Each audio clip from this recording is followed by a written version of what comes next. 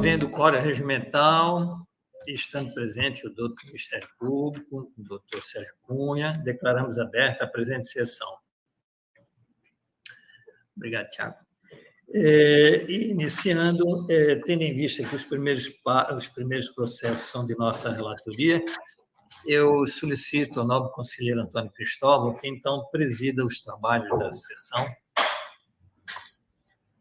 Obrigado, presidente Malheiro. Meu bom dia a todos aqueles que estão nos ouvindo pela nossa rádio web. Bom dia, nosso procurador, doutor Mário, Nalu, Maria, meu bom dia. Bom dia, Érica. Bom dia. Bom dia a todos. Vamos dar início à sessão. Tem um pedido de vista no processo 139.788. Pedido de processo da conselheira Nalu, pedido de vista do conselheiro Antônio Malheiro, que eu passo a palavra. Obrigado, excelência. Trata-se do processo que apura a responsabilidade subsidiária na administração pública em função de contratação de servidor, um servidor de terceirizados, e, ao final, o voto proposto pela nobre conselheira Nalu era pelo arquivamento, e está correto, tendo em vista que já houve uma tomada de contas especial julgada no Acórdão 2311, então, por isso, direto pelo arquivamento, que geralmente nestes processos nós temos uma aplicação de multa ao gestor, mas, no caso, ele se referia a essa tomada de contas já julgada no Acórdão 2311,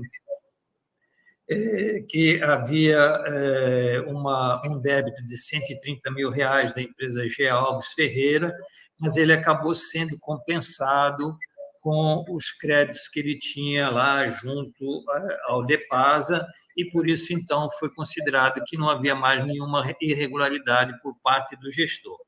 Então, nesse sentido, eu voto acompanhando a nobre relatora pelo arquivamento do presente processo, tendo em vista já esta decisão proferida no Acórdão 2311, que já julgou o gestor com relação a estes atos, que, no caso, inclusive, não implicaram punição, porque houve uma compensação financeira do erário, e, por se tratar de autarquia, determinada a verificação da inclusão dos gastos com pessoal na despesa de pessoal do Poder Executivo destes serviços terceirizados. Isso provavelmente pode não estar sendo feito, então acaba sendo uma recomendação. E, após as formalidades de estilo, pelo arquivamento. É como voto, excelência. Então, Vossa Excelência acompanha a nobre relatora, não é isso? Isso, só fiz, então, esta complementação com relação à despesa. Aí eu acato a complementação, viu? Pronto, então, tranquilo. Nesse sentido, acompanho na íntegra o voto também da nobre relatora. A conselheira Maria Jesus não tinha votado nisso, não é isso?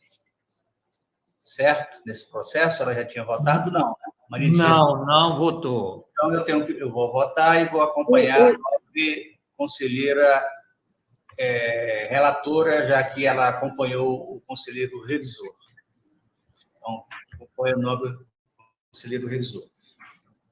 Aprovado por maioria nos termos do voto do conselheiro revisor. Conselheiro? Não, por unanimidade, não. Por unanimidade. Passamos ao processo 123.338. Continua como relator o conselheiro Antônio Malheiro. Obrigado, excelência. Excelência, do processo número 2 da pauta até o processo 135, até o processo 15 da pauta, todos tratam de aposentadoria, então eu pediria a Vossa Excelência, que eu ouvido a nobre conselheira Nalu e o doutor Sérgio Cunha, que nós possamos julgá-los em bloco. Ouço o procurador Sérgio Cunha. Nada a opor, excelência. Conselheira Nalu. De acordo, senhor presidente. Bem, de acordo. Pois não, conselheiro. Julgamento em bloco dos processos 2 da pauta ao 15 da pauta. Palavra a Vossa Excelência. Obrigado, excelência. O primeiro processo trata da aposentadoria da servidora pública da Secretaria de Saúde Estadual, senhora Maria da Glória Leite de Lima, no cargo de auxiliar operacional de serviços diversos, grupo 1, referência 7, com 30 anos, 155 dias de tempo de serviço líquido, fazendo jus à aposentadoria com proventos de R$ 1.599,64. O segundo processo, aposentadoria da Secretaria de Estado de Polícia Civil do senhor Francisco Ferreira de Nascimento, no cargo de agente de polícia, classe especial, referência 1, com 32 anos, 298 dias de serviço, fazendo jus à aposentadoria com proventos de R$ 5.264,51. Processo seguinte, aposentadoria da Secretaria de Saúde da senhora Ana Gomes de Oliveira, no cargo de auxiliar operacional de serviços diversos, grupo 1, referência 8, com 30 anos, 224 dias, fazendo jus à aposentadoria voluntária integral por tempo de contribuição, com proventos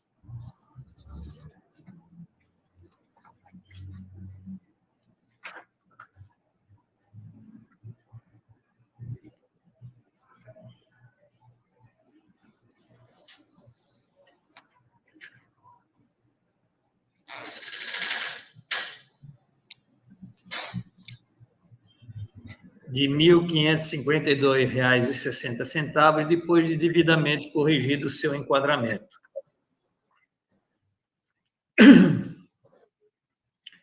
O processo seguinte, aposentadoria da Secretaria de Educação da senhora Eva Antônia Cardoso Esquerdo, professora de nível superior, 30 horas, classe 2, referência J, 25 anos, 74 dias, fazendo jus à aposentadoria voluntária integral especial por tempo de contribuição, com enquadramento e fixação de proventos de R$ 5.102,93. Secretaria de Educação, o senhor João Bosco do Amaral, professor de nível superior, 30 horas, classe 1, referência J, com 31 anos, 152 dias, aposentadoria voluntária integral especial por tempo de contribuição com proventos de R$ 5.036,65.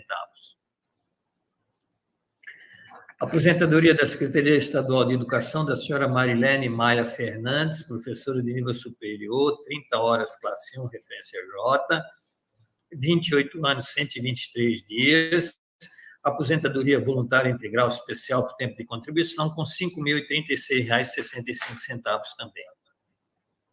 Secretaria de Educação da senhora Valdelina Nicásio Pimentel, professora de nível superior, 15 horas, classe 2, referência J, com 25 anos, 114 dias, fazendo jus à aposentadoria voluntária integral especial por tempo de contribuição com proventos de R$ 2.551,45. Secretaria Estadual de Educação, senhor Francisco Afonso Chaves de Lima, professor de nível superior, 30 horas, classe 1, referência J, com 32 anos, 137 dias, também com R$ 5.325 de proventos e 95 centavos. Secretaria Estadual de Educação, senhora Francisca da Chagas Villanova da Silva, professora de nível superior, 30 horas, classe 2, referência J, com 25 anos, 108 dias, fazendo jus à aposentadoria voluntária integral especial por tempo de contribuição com R$ 5.725,39 de provento. Secretaria Estadual de Educação, senhora Raimunda Feitosa de Araújo, professora de nível superior, 15 horas, classe 1, referência J, com 25 anos e 8 dias de serviço, fazendo jus à aposentadoria voluntária integral especial por tempo de contribuição, com R$ 2.735,28.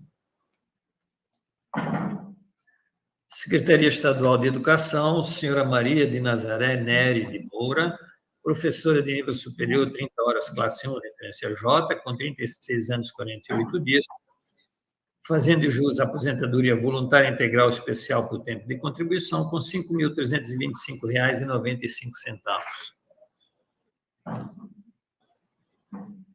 Secretaria Estadual de Educação, senhora Islene Barbosa Alves, professora de nível superior, 30 horas, classe 1, referência J, 27 anos e 26 dias, fazendo jus à aposentadoria voluntária integral especial por tempo de contribuição, com R$ 5.325,95. Aposentadoria da Secretaria Estadual de Educação do senhor Antônio José Vieira de Lima, professor de nível superior, 30 horas, classe 2, referência J, com 36 anos, 109 dias, fazendo jus à aposentadoria voluntária integral especial por tempo de contribuição, com provento de R$ 5.725,39. E, por último, aposentadoria também da Secretaria Estadual de Educação da senhora Maria Nediva Paula de Oliveira, professora de nível superior, 30 horas, classe 2, referência J, com 27 anos, 109 dias de tempo de serviço líquido, fazendo jus à aposentadoria voluntária integral especial por tempo de contribuição, com proventos de R$ 5.725,39. O doutor Parquet se pronunciou em todos os processos, são os relatórios, Excelência. Obrigado, nobre conselheiro. Com a palavra, Sua Excelência, o procurador, para a sua manifestação. Obrigado, senhor presidente. Em todos os processos, o Ministério Público de Contas analisou previamente, constatou a regularidade na prática de todos os atos, razão pela qual opina pelo registro de todas as aposentadorias deste bloco, com base no artigo 61, inciso 3 da Constituição Estadual. Vale para todos os processos. É o pronunciamento. Obrigado, nobre procurador. Com a palavra, Sua Excelência, o relator, para o seu voto. Obrigado, Excelência. Então, nesse sentido, também, da mesma forma, pela legalidade e registro dos processos, na forma aqui colocada, notificação dos interessados, Instituto de Previdência do Acre, e após pelo arquivamento dos autos. É com voto, Excelência. Em votação, conselheira Ana Lu Maria. Acompanho os votos, senhor presidente. A presidência também acompanha o nobre relator. Aprovado por unanimidade dos termos de voto do conselheiro relator. Passamos ao processo 16 da pauta, processo 139.249. Continua com o relator, Sua Excelência, o conselheiro Antônio Malheiro, com a palavra. Obrigado, Excelência. Trata este processo de apuração da responsabilidade do senhor Manuel Pedro de Souza Gomes, presidente da Fundação Elias Mansur, responsável pelo Fundo Estadual de Fomento e Envio dos Atos de Pessoal CIPAC relativos ao quinto trimestre de 2020, diante do cumprimento, da necessário cumprimento da Resolução 102 de 2016, houve um envio intempestivo, o gestor e o contador foram citados, apresentaram defesas, onde alegam ter mandado de forma tempestiva, que, mesmo havendo falta de assinatura, os dados haviam sido entregues em tempo hábil, não tendo havido qualquer alteração na remessa. A primeira inspetoria opina pela aceitação da justificativa. O doutor Parquet se pronuncia através de seu ilustre procurador, doutor Mário Sérgio Nery de Oliveira. O relatório, Excelência. A palavra, Sua Excelência, o procurador, para a sua manifestação. Obrigado, senhor presidente. Nesse processo, o Ministério Público de Contas verificou um atraso na confirmação dos dados pelo contador, né? Mas foi assim, uma situação atípica, justificada, razão pela qual opinamos pela notificação dos responsáveis para o cumprimento dos prazos, mas sem aplicar nenhuma penalidade. É o pronunciamento. A palavra, Sua Excelência, o relator, para o seu voto. Excelência, nesse mesmo sentido, e após pelo arquivamento dos autos. É como voto, Excelência.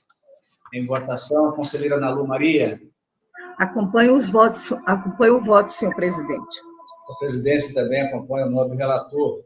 Aprovado por unanimidade dos termos de voto do conselheiro relator. Passamos ao processo 17 da pauta, 140.938, com a palavra do nobre conselheiro Antônio Malheiro. Excelência, por tratar de todos esses processos também, e podemos levar tudo em bloco, com relação ao envio intempestivo de informações relativas a pessoal, nós poderíamos julgar esses 3 processos em bloco, Excelência.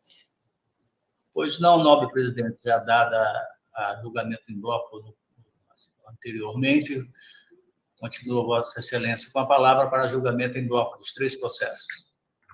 Pronto.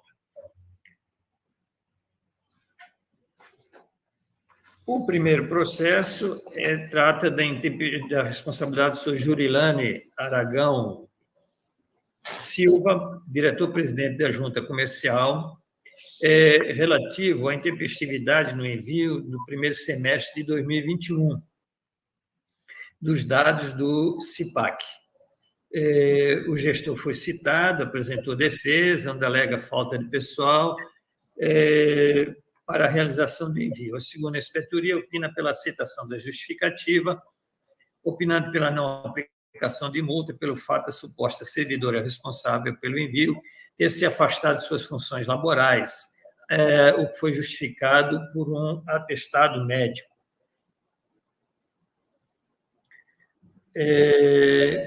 Com relação ao segundo item, ao segundo processo, também intempestividade em relação ao senhor Ricardo Brandão dos Santos, secretário da CEPLAG, da senhora Jorge Araújo Tavares, servidora responsável pelo envio de atos de pessoal do CIPAC, da referida instituição, relativo ao primeiro semestre de 2021.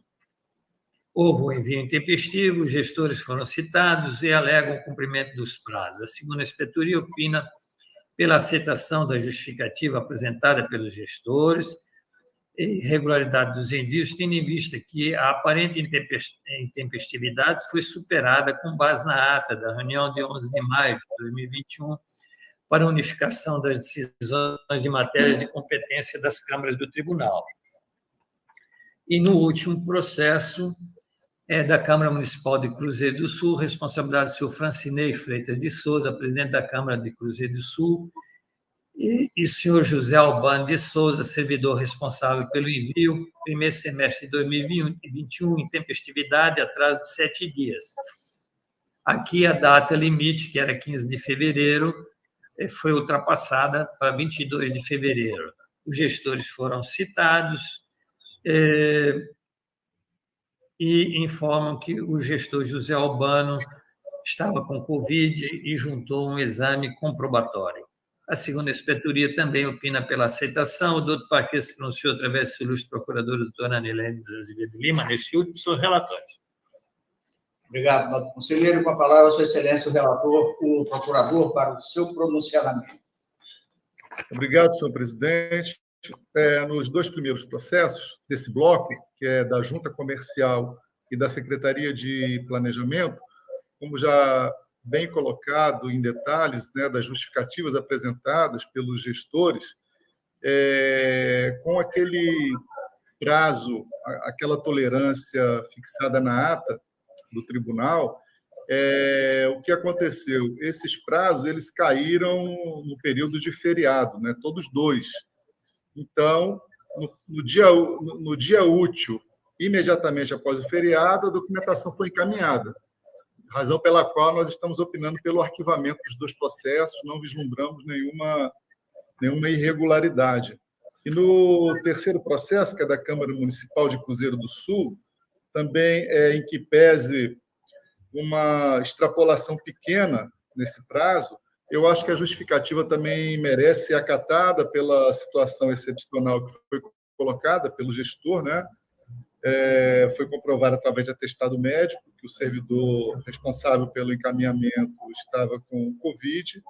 Isso, eu acho que é motivo suficiente para que a justificativa seja acatada, razão pela qual nós estamos pedindo, então, o arquivamento dos 3 processos. É o pronunciamento. Obrigado, nobre procurador. Com a palavra, o nobre relator para o seu voto. Excelência, na mesma linha, no último, com o atestado médico, superaram apenas 2 dias, né? Além daquele prazo que a gente já dava de 5, né? Então, é plausível, é razoável. Então, o nosso entendimento é o mesmo do doutor Parque. Então, nesse sentido, apenas pelo arquivamento dos autos, é como voto, Excelência. Em votação, conselheira Ana Lu Maria. Acompanho os votos, senhor presidente. Essa presidência também acompanha o voto do nobre relator, aprovado por unanimidade dos termos do voto do conselheiro relator. Eu devolvo a palavra ao nosso presidente, conselheiro Antônio Malheira, para que ele conduza a sessão. e agradeço a oportunidade. Obrigado, nobre conselheiro Antônio Cristóvão. Dando, então, prosseguimento, passamos agora ao processo número 20 da pauta, 127.018, aposentadoria, que tem como relatora a nobre conselheira Ana Lu Maria, a quem eu passo a palavra. Bom dia a todas, a todos. Prazer sempre estar aqui na presidência da nossa Câmara, conselheiro Malheiro, também com a presença do nosso querido Sérgio, representando o Ministério Público de Contas, nosso querido Cristóvão, Maria e Érica. Seja bem-vinda. Senhor presidente, eu tenho processos que vão do 20 ao 98. E como são todos aposentadorias, eu gostaria também de votar em bloco. Pois não, Excelência. Então, dadas as decisões anteriores, Vossa Excelência com a palavra. Obrigada, senhor presidente. São aposentadorias de servidoras e servidores públicos de várias secretarias, da Polícia Civil, Secretaria de Educação, inclusive mais da Secretaria de Educação. Deixa eu ver mais. São basicamente uma da Secretaria de Segurança Pública e outros da Secretaria de Educação. Isso. Todas devidamente instruídas pela nossa 4ª IGCE, com pareceres do Ministério Público de Contas em todas as aposentadorias, e são todas passadas pela nossa área técnica e Ministério Público de Contas. É o relatório, senhor presidente. Pois não, Excelência, com a palavra o novo procurador, doutor Sérgio Cunha. Obrigado, senhor presidente. Em todos os processos deste bloco, o Ministério Público de Contas analisou-os previamente, verificou a regularidade na prática de todos os atos, razão pela qual estamos opinando pelo registro de todas as aposentadorias deste bloco, com base no artigo 61, inciso 3 da Constituição Estadual. Vale para todos os processos deste bloco o pronunciamento. Obrigado, nobre procurador Sérgio Cunha. Com a palavra, a nobre relatora, para a sua conclusão e voto. Obrigada, senhor presidente. Então, pelo reconhecimento da legalidade de registro nesse tribunal das aposentadorias das servidoras e servidores acima colocado, notifique-se o servidor e a servidora para tomar conhecimento dessa decisão, encaminhe-se cópias do feito ao Instituto de Previdência do Estado do Acre, a Previdência, para tomar as medidas cabíveis, e após as formalidades de estilo de arquivamento dos autos, são os votos, senhor presidente. Obrigado, nobre conselheira. Em votação, o conselheiro Antônio Cristóvão. Acompanha a nobre relatora, senhor presidente. E assim também acompanhamos o voto da nobre relatora e decidiu-se a unanimidade nos termos do voto apresentado. Passamos, então, agora ao processo 134 de 135, que tem como relator, que continua tendo como relatora a nobre conselheira Ana Lu Maria, a quem eu passo a palavra. Obrigada, senhor presidente. O presente processo foi instaurado no intuito de apurar a responsabilidade do senhor Edivaldo Soares Magalhães, ex-diretor-presidente do Departamento Estadual de Pavimentação e Saneamento do Estado do Acre, DEPASA, por possíveis danos ao erário em virtude de condenação subsidiárias ao pagamento de verbas trabalhistas, oriunda da contratação de trabalhadores em regime de terceirização com a empresa G. Alves Ferreira, ME. Toda a nossa instrução com a nossa IGCE, o Ministério Público se posiciona no feito. É o relatório, senhor presidente. Obrigado, nobre conselheiro. Com a palavra, o nobre procurador Sérgio Cunha. Obrigado, senhor presidente. Trata-se de processo aberto em razão da comunicação interna número 447/2019 da Diretoria de Auditoria Financeira e Orçamentária, a fim de apurar a responsabilidade dos senhores Gildo César Rocha Pinto, Edivaldo Soares Magalhães e Felimar Mesquita Moreira, ex-diretores-presidentes do DEPASA, em razão da responsabilidade subsidiária da autarquia, decorrente do pagamento de verbas trabalhistas oriundas de contratos de terceirização com a empresa G. Alves Ferreira, possível dano. O relatório preliminar de análise técnica constatou que os servidores José Eloy de Barros e Maísa Costa da Rosa foram contratados pela empresa G. Alves Ferreira, microempresa, em regime de terceirização nos períodos de 1/10/2013 a 3/8/2015 e 16 de junho de 2014 a 3 de agosto de 2015, para prestarem serviços no Departamento Estadual de Pavimentação e Saneamento do Estado do Acre, mas que a empresa em questão não efetuou os pagamentos das verbas trabalhistas dos empregados, o que resultou no ajuizamento de ações judiciais e no reconhecimento da responsabilidade subsidiária do DEPASA ao pagamento de valores equivalentes aos depósitos de FGTS e outras verbas trabalhistas, pelo que sugeriu a devolução do débito apurado e a aplicação de multa ao responsável. Com efeito, foi citado para a defesa o senhor Edivaldo Soares Magalhães, que aproveitou a oportunidade. O relatório conclusivo de análise técnica, elaborado após a fase do contraditório, não acatou os argumentos apresentados pela defesa, pelo que sugeriu a condenação do responsável ao ressarcimento da importância de R$ 9.563,80 e a aplicação de multa. O processo foi encaminhado ao MPC no dia 11 de janeiro de 2022.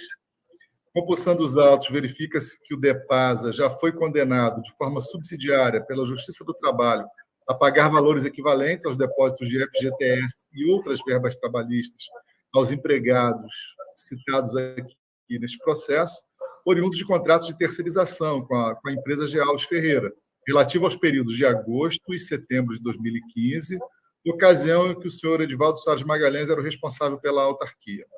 Observe-se que o parágrafo 1º do artigo 71 da Lei 8666/93, que é a Lei Geral de Licitações, estabelece que a empresa contratada pela administração pública para fornecer mão de obra é responsável pela adimplência dos encargos trabalhistas, fiscais e comerciais. Entretanto, o artigo 67 do mesmo diploma legal estabelece o dever da administração de fiscalizar e acompanhar a execução do contrato, assegurando a satisfação e evitando o dano. Nesse sentido, a falta de fiscalização do adimplemento das obrigações trabalhistas pela contratada pode dar origem a passivos, e essa omissão da administração configura culpa em vigilando, à medida que, se tivesse fiscalizado o cumprimento das obrigações legais da empresa terceirizada, poderia evitar o ajuizamento de ações trabalhistas e, por consequência, a responsabilização subsidiária da entidade. Ademais, de acordo com o inciso 6 da súmula número 331 do Tribunal Superior do Trabalho, abre aspas, a responsabilidade subsidiária do tomador de serviços abrange todas as verbas decorrentes da condenação referentes ao período da prestação laboral. Fecha aspas. Portanto, a integralidade das verbas trabalhistas devidas aos empregados, relativas aos períodos em que ocorreu a prestação dos serviços, alcançam a responsabilidade subsidiária do tomador. Nesse sentido, também há posicionamento do Tribunal de Contas da União, que eu vou aqui poupar a leitura, porque é no mesmo sentido, né? Já é uma questão que está bem sedimentada. Bom, no caso em análise, a área técnica apurou a ocorrência de dano aos cofres da entidade, no montante de R$ 9.563,80, referente às verbas trabalhistas. Aqui tem correção monetária de R$ 1.877 e também juros de mora, né, num valor também mais baixo, imprescritível nos termos do parágrafo 5º do artigo 37 da Constituição Federal de 88. Entretanto, em razão da correção monetária não representar ganho de capital, mas apenas atualização do valor devido, a nosso entender, deve ser excluída do valor a ser devolvido. Finalmente, registra-se que a responsabilidade deve recair não somente sobre o senhor Edivaldo Soares Magalhães, vez que era ele o responsável pela pasta no período em que ocorreu a condenação das verbas trabalhistas, valendo destacar ainda que o ato considerado pela sentença foi de agosto e setembro de 2015, ou seja, após as gestões dos senhores Gildo César Rocha Pinto e Felismar Mesquita Moreira, o que afasta a responsabilidade dos últimos. Quanto ao bloqueio judicial dos créditos da empresa junto ao DEPASA, alegado na defesa acostada, com vistas à exclusão de responsabilidade, verifica-se que refere a outro processo e reclamante diverso, senhor Wilson Gabriel Santos Gomes, folhas 127 a 141. Além disso, ressalta-se que o ex-gestor Edivaldo Soares Magalhães foi citado no dia 11 de agosto de 2020, antes do prazo de 5 anos contados da data dos fatos, haja vista que os empregados cumpriram o aviso prévio até o dia 2 de setembro de 2015, não havendo qualquer prejuízo ao princípio do contraditório e da ampla defesa, nem tampouco a incidência da prescrição quinquenal. Ante o exposto, considerando que restou caracterizada a falha no dever de fiscalização e, por conseguinte, a responsabilização subsidiária do DEPASA pelo pagamento de verbas trabalhistas dos servidores contratados em regime de terceirização, este Ministério Público de Contas opina pela condenação do senhor Edivaldo Soares Magalhães, ex-diretor-presidente à época, ao ressarcimento da importância de R$ 9.323,53, nos termos do caput do artigo 54 da Lei Complementar Estadual número 38/93, acrescido da multa do artigo 88 do mesmo diploma, bem como da multa-sanção, prevista no artigo 89.2 da mesma lei, tendo em vista a não ocorrência da prescrição quinquenal. É o pronunciamento. Palavra à nobre relatora para conclusão e voto. Senhor presidente, como já foi lido pelo procurador, eu vou direto ao voto. Ante o exposto, e em que pese as manifestações em sentido contrário da área técnica e do Ministério Público de Contas, voto pelo arquivamento dos autos consubstanciado nas decisões transcritas nos acordos número 12.558 de 2021, plenário, e número 11.803, 2020, plenário TCE-AC. É como voto, senhor presidente, pelo arquivamento. Obrigado, excelência. Aqui, bom, em votação, conselheiro Antônio Cristóvão. Eu acompanho o entendimento do doutor Parquet. Porque os acordos colocados, eles pediram arquivamento em função de que já houve punição num outro acordo, como, no caso, o primeiro, inclusive, de hoje, do pedido de vista. E neste aqui eu percebi que o doutor Parquet entende que este não está englobado dentro da compensação dos R$130 mil que houve com esta empresa. Então, nesse sentido, eu peço vista, então, do processo. Dando sequência, então, à pauta de julgamento, passamos agora ao processo número 100 da pauta, processo 124.879, e que tem como relatora a nobre conselheira Maria de Jesus, bem-vinda, a quem passamos a palavra. Obrigada, excelência. Eu solicito, então, o julgamento em bloco dos processos de número 100 ao 148, porque todos tratam de aposentadorias. Não, excelência, por isso já ter sido decidido neste plenário agora, hoje. Vossa Excelência, com a palavra. Obrigada, excelência. Trata, então, os autos de processos de aposentadoria de servidores civis de acordo com a Constituição Federal e legislações correlatas. Foram realizadas as devidas análises técnicas pela 4ª GCE, os servidores preenchem os requisitos necessários à obtenção dos benefícios, os atos de concessão foram publicados no Diário Oficial do Estado. As aposentadorias ocorreram com os servidores devidamente enquadrados, exceto no processo eletrônico número 132.683, em que a servidora Irlanda Lima da Costa foi enquadrada em uma referência inferior à efetivamente devida. No caso específico do processo eletrônico 132.676, a servidora Maria das Graças Gomes faleceu em 27 de abril de 2021 e não deixou pensionista instituído. Os proventos mensais correspondem ao valor devido e o Ministério Público de Contas manifestou-se em todos os processos. É o relatório, excelência. Com a palavra ao procurador, doutor Sérgio Cunha. Obrigado, senhor presidente. Da mesma forma, analisamos previamente todos os processos desse bloco e constatamos a regularidade na prática de todos os atos, com aquela observação de que em um dos processos houve realmente um erro na referência, né, dada à servidora, mas também já foi bem observado pela nobre relatora, razão pela qual opinamos pela legalidade e registro de todas as aposentadorias deste bloco, com base no artigo 61, inciso 3 da Constituição Estadual. É o pronunciamento, que vale para todos os processos do bloco. Com a palavra, a nobre relatora, para conclusão e voto. Obrigada, senhor presidente. Então, ante o exposto, eu proponho a esta Câmara que considere legal e registre os atos de aposentadoria dos servidores civis abaixo relacionados, observando que no processo eletrônico 132.683, a aposentadoria da servidora Irlanda Lima da Costa deve-se constar o enquadramento reputado como correto, em face da súmula de jurisprudência número 2 de 2016.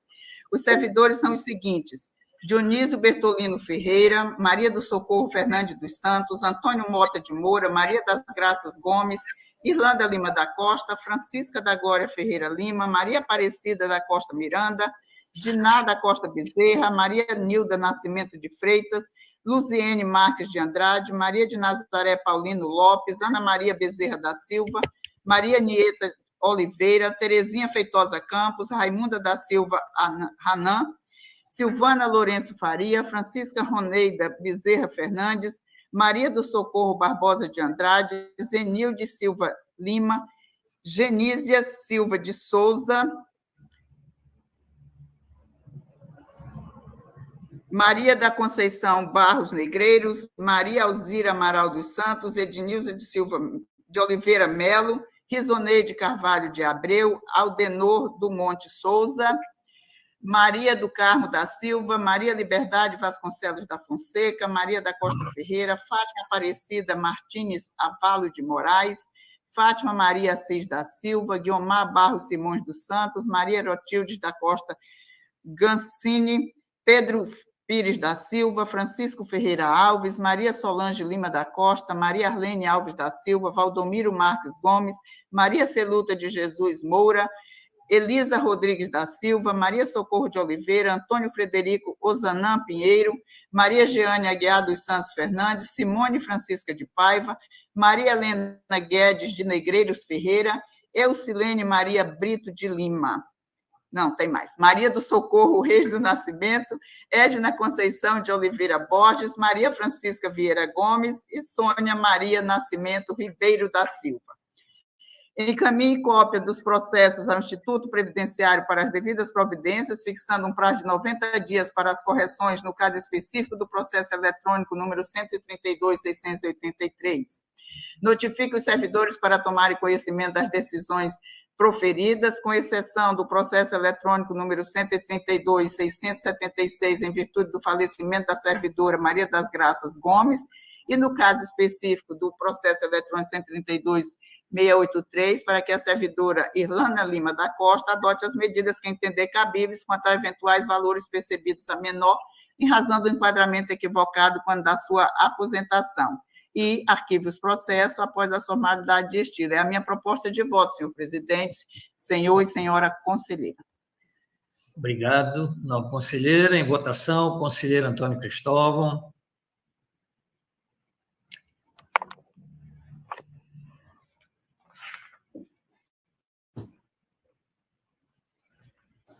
Acompanha a relatora, presidente. Obrigado, nobre conselheiro. Conselheira Ana Lu. Acompanho os votos, senhor presidente. E acompanhamos também o voto da nobre relatora. Assim decidiu-se a unanimidade nos termos do voto da conselheira do relatório da conselheira Maria de Jesus. Passamos, então, agora ao processo 140.932, também tendo como relatora a nobre conselheira, a quem eu passo a palavra. Obrigada, excelência. Trata-se de processo instaurado a partir da comunicação interna número 337, 2021, da Diretoria Financeira e Orçamentária, que tem por objeto o senhor Nelson Barbosa de Oliveira, diretor-presidente da Companhia de Armazéns Gerais e Entrepostos do Acre, CAGEACRE, à época, em razão do descumprimento à resolução TCEAC número 102, alterada pela resolução TCEAC número 118/2020, referente ao primeiro semestre de 2021. A segunda Inspetoria Geral de Controle Externo, constatando, através de consulta ao Sistema Informatizado de Controle de Atos de Pessoal, SICAP, desta Corte, que o responsável enviou intempestivamente em meio informatizado os dados relacionados à folha de pagamento e ao controle de atos de pessoal referente ao primeiro semestre de 2021, solicitou a autuação do processo. Devidamente instruído, a área técnica opinou pela citação do diretor-presidente, senhor Nelson Barbosa de Oliveira, e da responsável por atos de pessoal, senhora Maria Leudes da Silva Souza, ambos gestores à época, para apresentar as razões justificativas sob pena de responsabilidade. Em observância aos princípios constitucionais do contraditório e da ampla defesa, os responsáveis foram citados por meio do Diário Eletrônico de Contas número 1653, de 9 de setembro de 2021. Contudo, somente a senhora Maria Leudes da Silva Souza, responsável por atos de pessoal da CAGEACRE, à época, apresentou defesa, a folha 31, alegando, em síntese, que, objetivando fortalecer suas ações para o crescimento do agronegócio, ocorreram grandes mudanças organizacionais, incluindo a troca da responsável pela divisão de recursos humanos, o que ocasionou a intempestividade da remessa de janeiro de 2021. E ainda a divisão de recursos humanos tem encontrado dificuldade no envio das remessas devido à instabilidade da internet, bem como do travamento do sistema do Tribunal de Contas. A terceira Inspetoria Geral de Controle Interno emitiu o relatório complementar de análise técnica, as folhas 38 a 41. O Ministério Público de Contas manifestou-se, as folhas 46 a 48, dos autos em pronunciamento da lavra do senhor procurador Sérgio Cunha Mendonça. É o relatório, senhor presidente. Com a palavra o novo procurador, doutor Sérgio Cunha. Obrigado, senhor presidente.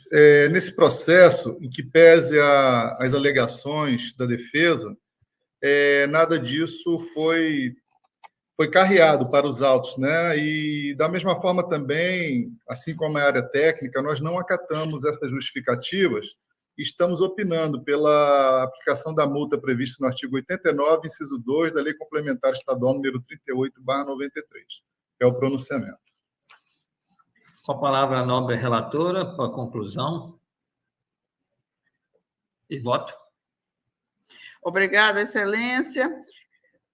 Não, a resolução TCEAC número 118 trouxe uma nova redação aos artigos 1º e 4º da resolução número 102, visando da maior agilidade, efetividade, apreciação e julgamento de processos.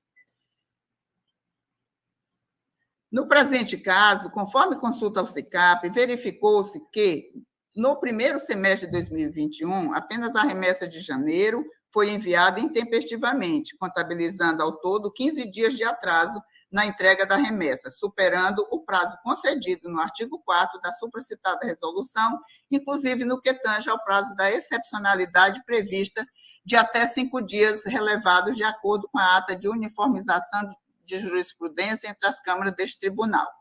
Citados, os gestores, apenas responsável por atos de pessoal da CAGEACRE à época, a senhora Maria Leudes da Silva Souza, apresentou defesa, alegando que, com a substituição da responsável pela divisão de recursos humanos, a remessa de janeiro foi encaminhada intempestivamente. Contudo, não juntou aos autos documentos necessários para a comprovação das alegações.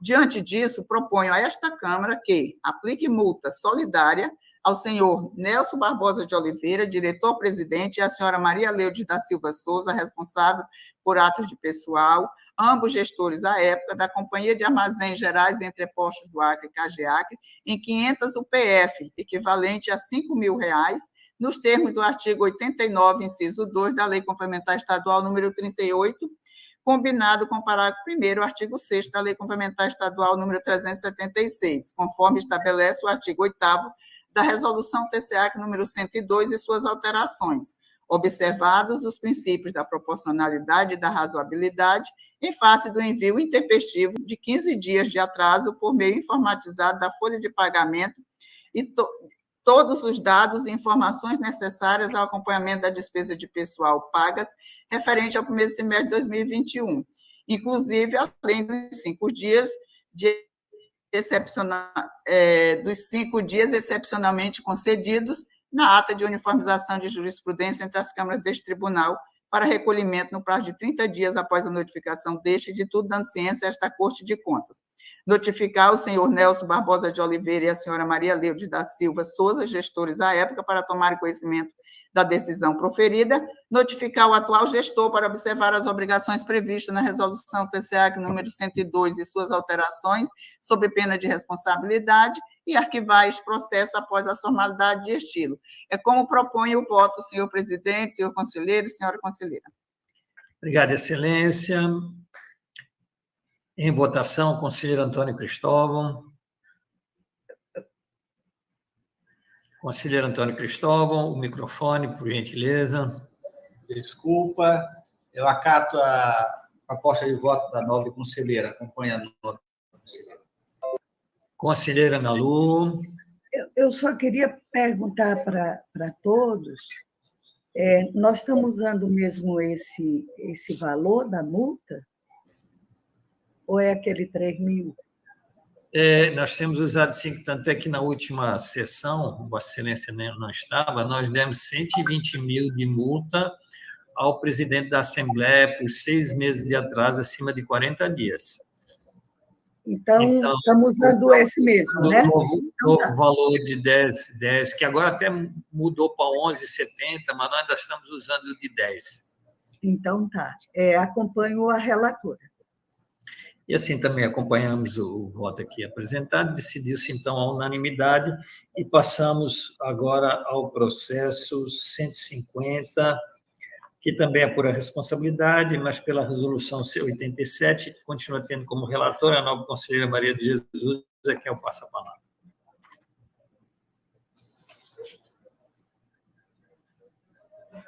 Gente, estão me ouvindo? Perfeitamente. Porque aqui meu sinal está muito baixo. Eu novamente solicito agora o julgamento em bloco dos processos de número 150 ao 153, porque todo está tratado de apuração de responsabilidade do primeiro trimestre de 2021 do mesmo município que é Sena Madureira. Pois não, Vossa Excelência, com a palavra. Obrigada. Trato os autos de apurações de responsabilidades do senhor Osmar Serafim de Andrade, gestor responsável pela Prefeitura e Fundo Municipal de Saúde de Sena Madureira, em face do descumprimento da resolução TCA número 87 de 2013, referente aos primeiros e segundo bimestre, todos de 2021, do Poder Executivo e do Fundo de Saúde do aludido município. A segunda IGCE, constatando, através de consultas ao CIPAC desta Corte, que o responsável infringiu o artigo 2º, parágrafo 1º, da resolução TCE número 87, solicitou a autuação dos processos. Prefeitura Municipal de Sena Madureira, primeiro bimestre, envio intempestivo de 139 dias. Fundo Municipal de Saúde de Sena Madureira, primeiro bimestre, 127 dias de atraso. Prefeitura Municipal de Sena Madureira, segundo bimestre, envio intempestivo de 101 dias, e o Fundo Municipal de Saúde de Sena Madureira, do segundo bimestre, 95 dias de atraso. Devidamente instruído, a área técnica opinou pela citação do responsável para que apresentasse razões de justificativa sob pena de responsabilidade. Em observância aos princípios constitucionais do contraditório e da ampla defesa, houve a citação em todos os processos do senhor Osmar Serafim de Andrade, prefeito e gestor do Fundo Municipal de Saúde de Sena Madureira, por meio do Diário Eletrônico de Contas, contudo, não apresentou nenhuma defesa, quedando-se inerte. O Ministério Público de Contas pronunciou-se em todos os processos. É o relatório, senhor presidente. Com a palavra no procurador, doutor Sérgio Cunha. Obrigado, senhor presidente. Bom, em todos os processos desse bloco, o MP de Contas constatou que houve descumprimento das normas de regência, razão pela qual estamos pedindo a aplicação de multa em todos os processos, com base no artigo 89, inciso 2, da Lei Complementar Estadual número 38/93. é o pronunciamento. Com a palavra, a nova relatora. Obrigada, Excelência. Nota-se, portanto, a infringência ao contido no artigo 2º, parágrafo 1º da Resolução 87, uma vez que cabe ao gestor o envio das informações do órgão ao CIPAC. E citando aqui o parágrafo 1º do artigo 2º, que diz: as informações contábeis, financeiras, orçamentárias e patrimoniais de que trata o caput deste artigo deverão ser encaminhadas em arquivos mensais por meio informatizado até 30 dias após o encerramento de cada bimestre. Citado, o responsável não apresentou nenhuma justificativa sobre a intempestividade. Diante disto, proponho a esta Câmara aplicar multa ao senhor Osmar Serafim de Andrade, prefeito e gestor do Fundo Municipal de Saúde de Sena Madureira, em 2.000 UPF, equivalente a R$20 mil, para cada processo, totalizando R$80 mil, nos termos do artigo 89, inciso 2º da Lei Complementar Estadual número 38, combinado com o parágrafo 1º, artigo 6º da Lei Complementar Estadual número 376, conforme estabelece o artigo 19 da Resolução TCA número 87, observados os princípios da proporcionalidade e da razoabilidade em face dos envios intempestivos das informações orçamentárias, financeiras, contábeis e patrimoniais da Prefeitura e Fundo Municipal de Saúde de Sena Madureira referentes ao 1º e 2º bimestre de 2021, inclusive, além dos 5 dias, excepcionalmente concedidos na ata de uniformização de jurisprudência entre as câmaras deste tribunal para recolhimento no prazo de 30 dias após a notificação deste, tudo dando ciência a esta Corte de Contas. Notificar o gestor para observar as obrigações previstas na Resolução TCA número 87, especialmente no artigo 2º, parágrafo 1º, sob pena de responsabilidade, nos termos do artigo 19 da mencionada norma, e arquivar os autos após a formalidade de estilo. É a minha proposta de voto, senhor presidente, senhora conselheira, senhor conselheiro. Em votação, conselheiro Antônio Cristóvão. Acompanho a nobre relatora, senhor presidente, na sua proposta de voto. Conselheira Ana Lu. Acompanho os votos, senhor presidente. Assim, votamos também no mesmo sentido, decidiu-se, então, a unanimidade nos termos da proposição de voto aqui apresentada. Encerrada a pauta de julgamento, passamos, então, às comunicações, com a palavra o doutor Sérgio Couto. Obrigado, senhor presidente. Primeiro, quero dizer aqui que é uma satisfação revê-los todos aqui com saúde, cumprimentar todos aqueles que acompanharam a sessão pela rádio, agradecer os colaboradores que contribuíram para a realização da sessão de hoje, na pessoa da doutora Érica, e também aqui fazer um registro e parabenizar todas as mulheres pelo dia de ontem, 8 de março, Dia Internacional da Mulher. Eu espero que as conquistas continuem sempre progredindo, né? Ainda nos deparamos com declarações e pensamentos completamente fora de um contexto de conquista, de espaço que a mulher cada dia mais vai ocupando em razão da sua competência, dos seus direitos, e eu espero que continue assim, que a gente combata todo e qualquer tipo de fala ou de manifestação em contrário. E também aproveitar aqui para parabenizar a Érica também pela passagem do aniversário dela, que foi no dia 5 de março, ainda não tinha tido a oportunidade, tive a oportunidade de cumprimentá-la ontem, mas também faço aqui o registro. Nada mais a comunicar, muito obrigado a todos os senhoras. Obrigado ao procurador, conselheiro Antônio Cristóvão. Presidente, no mesmo sentido também, cumprimentar a todos aqueles que estão nos ouvindo e assistindo também, cumprimentar vossas excelências, doutor Sérgio Cunha, Érica, nosso presidente Calheiro, as duas mulheres lindas deste tribunal, a conselheira Maria de Jesus, e dizer uma coisa em relação às mulheres, né? Vocês sabem que primeiro Deus criou o homem, não é isso? Deus criou o homem, primeiramente. Depois teve uma ideia genial, criou a mulher. Bom final de semana. Obrigado, nobre conselheiro, conselheira Ana Lu. Queria agradecer a todos as felicitações do Dia das Mulheres. Eu sempre lembro de um amigo meu que dizia que para que essa bobagem, negócio do Dia das Mulheres, então vai ter que ter o Dia do Homem, essas coisas. E eu relembrava a ele a necessidade de ter um dia, lógico que todo dia é nossos dias, mas ter um dia para a gente pensar em algumas coisas, né? Ouvindo aqui o Serginho falando que as pessoas ainda pensam das mulheres, né?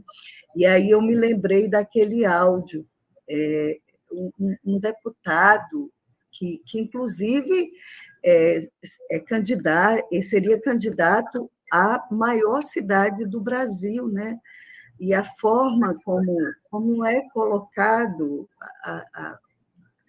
como é falado sobre as mulheres.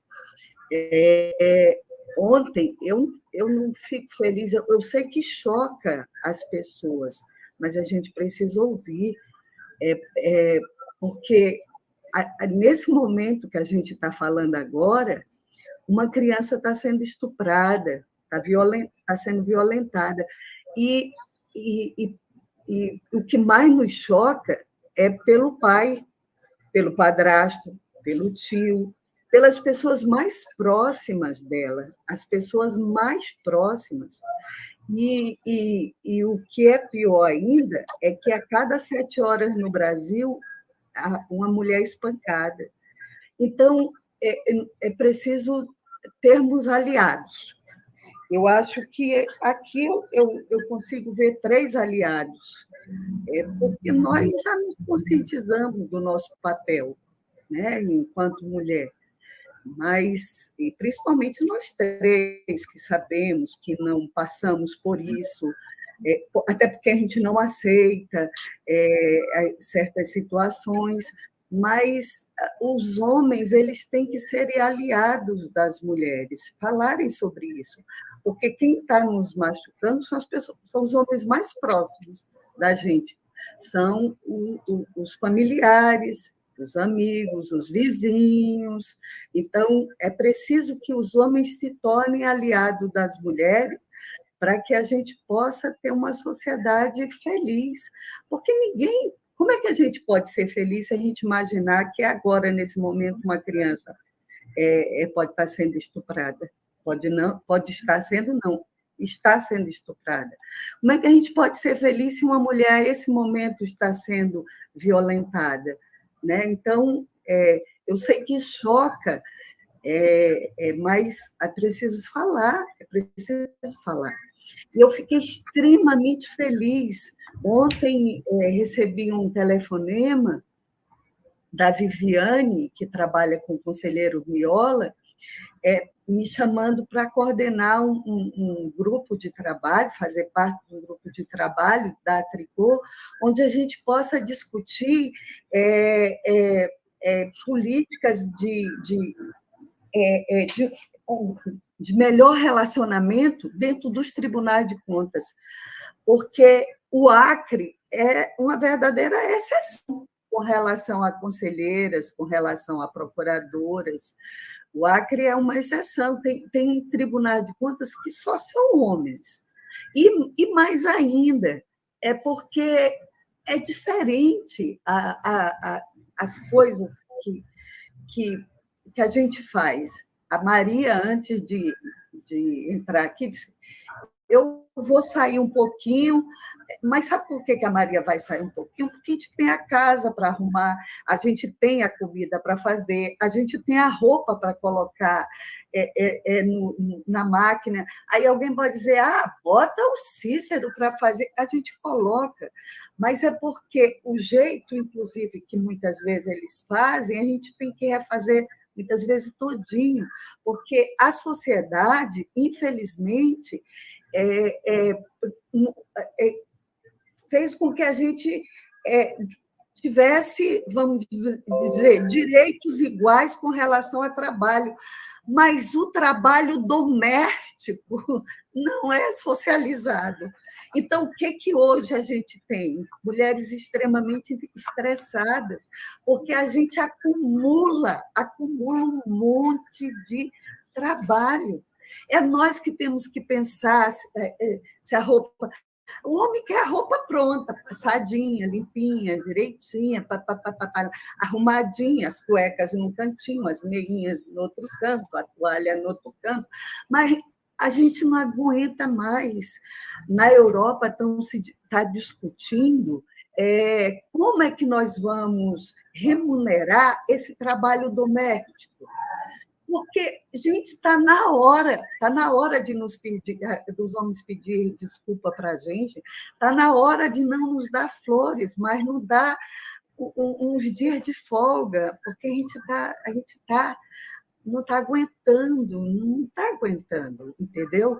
Então, a necessidade de se falar do dia 8 de março é isso, não é do presente, não é do chocolate, pode até vir, eu adoro chocolate, se quiser me dar, pode me dar mesmo, mas e da flor, e do café da manhã, que são muito queridos, eu adoro, eu recebi o Cacau, ele é muito amoroso, então fez o café, ele mesmo faz, não vai atrás, não, ele faz aquelas coisas todas, e isso é lindo, isso a gente quer também, mas a gente quer também dividir as tarefas. Eu já tive 3 casamentos, e eu lembro muito bem o primeiro, do Felipe colocar a fralda aqui no pescoço, a Inara era bebezinha, eu trabalhava 3 expedientes. Um era a universidade e trabalhava em 2 escolas. E quando eu chegava, eu estava tão cansada, eu lembro de um dia que eu estava amamentando a Inara e eu dei uma cochilada de tanto cansaço que eu taquei a cabeça na cabeça dela. Ela amanheceu com um roxozinho na cabeça dela do cochilo que eu coloquei. E aí alguém dizia assim, mas ele não ficava em casa, ele não trabalhava, eu trabalhava fora? Ficava, ele arrumava, inclusive, as coisas, mas eu tinha que refazer tudo. Parece que nunca sai, não tiver a prática de arrumar. Está na hora da gente conversar isso, e está principalmente na hora de conversar a remuneração das mulheres que trabalham fora e trabalham dentro de casa. Se a partir do momento o Brasil, o mundo, não olhar para essas mulheres que trabalham, né? E a gente tem essa cara estressada porque a gente não vai no bar, tomar aquela cervejinha para, sabe, a água de coco, aquela coisa, porque o sábado a gente aproveita para dar aquela arrumação maior na casa e os homens, no geral, aproveitam para dar aquela saidinha para o bar ou para o jogo, aquela coisa toda. Então, a gente está acabando. E aí, os dados são a questão dos estresses, né? Hoje, a quantidade de mulheres que hoje têm problema de depressão, que tem é muito grande. Então, no dia 8, olhe, tente, você, homem, não dá o presente, mas tente chamar seu vizinho e conversar sobre esses dados.